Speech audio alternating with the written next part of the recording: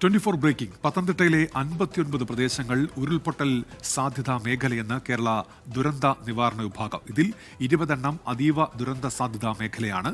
S Vinesh Kumar ചേരുന്നുണ്ട് ഇപ്പോൾ വിശദാംശങ്ങളുമായി പത്തനംതിട്ടയിൽ നിന്ന്. വിനേഷ് കുമാർ, വിവരങ്ങൾ എന്തൊക്കെയാണ്?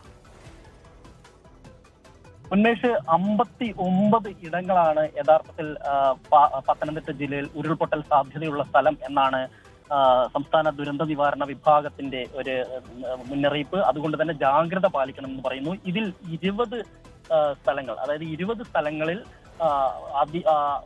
സാധ്യത കൂടുതലുള്ള സ്ഥലങ്ങളായിട്ടാണ് പറയുന്നത്. ആ 20 സ്ഥലങ്ങൾ പ്രധാനമായും കോന്നി, കോട്ടനാട്, കോട്ടങ്ങൽ, തണ്ണിത്തോട്, ചിറ്റാർ പോലുള്ള സ്ഥലങ്ങളാണ്. ഇങ്ങനെ 20 സ്ഥലങ്ങളാണ് പറയുന്നത്. പക്ഷേ 59 അത് 3 തരത്തിലാണ്, 3ആയിട്ടാണ് തിരിച്ചിട്ടുള്ളത് അവർ. അതായത് ഹൈ ഹസാർഡ് മേഖല, ലോ ഹസാർഡ് മേഖല, മിഡിൽ ഹസാർഡ് മേഖല. ഇതിൽ ഹൈ ഹസാർഡ് മേഖലയിലും മിഡിൽ ഹസാർഡ് മേഖലയും ആണ് വളരെ ശ്രദ്ധിക്കേണ്ടത്. അതിൽ ഹൈ ഹസാർഡ് തന്നെയാണ് ഏറെ ജാഗ്രത പുലർത്തേണ്ടത്. ലോ ഹസാർഡ് ഏരിയ ഉണ്ടെങ്കിൽ പോലും ഇവിടെയും സാധ്യത, ചെറിയ തോതിലെങ്കിലും സാധ്യതയുണ്ട് എന്നുള്ളതാണ് ഇതിനകത്ത് എടുത്തു പറയുന്നത്. ഉന്മേഷ്.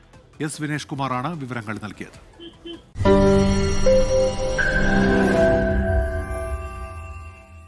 ലോകത്തെവിടെയായാലും ഏത് സമയത്തും 24 വാർത്തകളും ഓഗ്മെന്റഡ് റിയാലിറ്റി പാക്കേജുകളും എക്സ്പ്ലെയിനറുകളും വിശദമായി കാണാൻ ഞങ്ങളുടെ യൂട്യൂബ് ചാനൽ നിങ്ങൾക്ക് സബ്സ്ക്രൈബ് ചെയ്യാം.